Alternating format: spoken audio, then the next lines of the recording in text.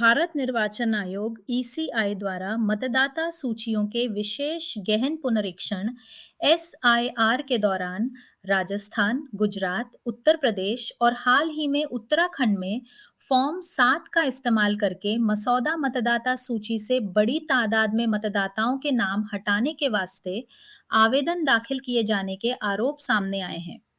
कर्नाटक, राजस्थान और गुजरात से I the Hindu की जमीनी रिपोर्टों में ये पाया गया कि ये फॉर्म अक्सर उन लोगों के नामों का इस्तेमाल करके धोखाधड़ी से बड़ी संख्या में भरे गए, जिन्हें इनके भरे जाने का कोई इल्म ही नहीं था।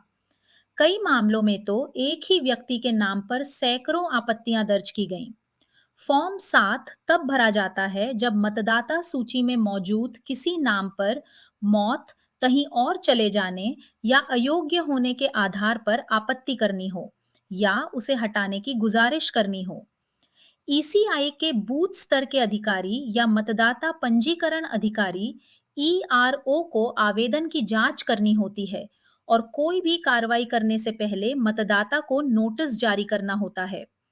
जहां राजनीतिक दलों के बूथ स्तर के एजेंट बीएलए एक दिन में ज्यादा से ज्यादा 10 फॉर्म 7 कुल मिलाकर 30 जमा कर सकते हैं, वहीं उसी निर्वाचन क्षेत्र के किसी पंजीकृत मतदाता के लिए ऐसे कितने भी फॉर्म जमा करने की कोई सीमा नहीं है। दुरुपयोग को रोकने के लिए ईसीआई ने कहा है कि अगर कोई व्यक्ति 5 से ज्यादा आपत्तियां दर्ज कराता है, तो दावों की सच्चाई की जांच के लिए ईआरओ को अनिवार्य रूप से उनकी समीक्षा करनी होगी। विपक्षी दलों ने इस फॉर्म का दुरुपयोग सुनियोजित और संगठित प्रयासों के जरिए योग्य मतदाताओं के नाम हटाने और चुनाव में गलत तरीके से फायदा उठाने की भाजपा की कोशिशों को बढ़ावा देने की नीयत से किए जाने का आरोप लगाया है। उत्तराखंड के मामले में कांग्रेस ने आरोप लगाया है कि जिस तरह से थोक में फॉर्म ऑनलाइन जमा किए गए, उससे यही जाहिर होता है कि इस प्रक्रिया में कुछ लोगों को संस्थागत सुविधा दे दी गई थी। इन दलों ने ईसीआई को प्रतिनिधि मंडल भेजे हैं और विरोध पत्र भी दाखिल किया है। गौरतलब बात यह है कि ज्यादातर मामलों में मतदाताओं को इस बात की जानकारी ही नहीं थी कि उनके नाम हटाने के लिए अर्जियां दाखिल की गई हैं। ऐसे में उन्हें इस बारे में सूचित करने की जिम्मेदारी उस क्षेत्र में सक्रिय राजनीतिक दलों के कार्यकर्ताओं पर आ गई।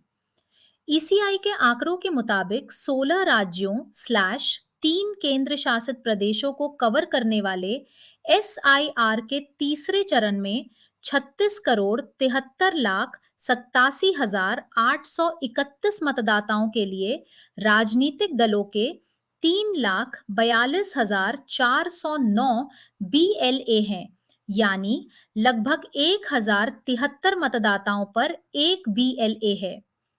इन आंकड़ों में सत्ताधारी और विपक्षी दलों के एजेंट शामिल हैं। ऐसे हालात में ईसीआई की ये जिम्मेदारी है कि वो दखल दे और एक व्यक्ति के मतदान के अधिकारों की रक्षा करे, ना कि ये काम राजनीतिक पार्टियों की जमीनी ताकत के भरोसे छोड़ दे। लिहाजा ईसीआई को इस चिंता को दूर करने के लिए फौरी कदम उठाने चाहिए। असामान्य पैटर्न की जांच होनी चाहिए और इस प्रक्रिया की निगरानी की जानी चाहिए। इसके लिए पूरे देश में एक जैसी मानक संचालन प्रक्रिया, स्टैंडर्ड ऑपरेटिंग प्रोसीजर होनी चाहिए और इस प्रक्रिया के तहत फॉर्म 7 के आधार पर किसी मतदाता का नाम हटाने से पहले आपत्ति करने वाले की पहचान व निर्वाचन क्षेत्र का सत्यापन करने और उचित प्रक्रिया का पालन करने का जरूरी प्रावधान होना चाहिए।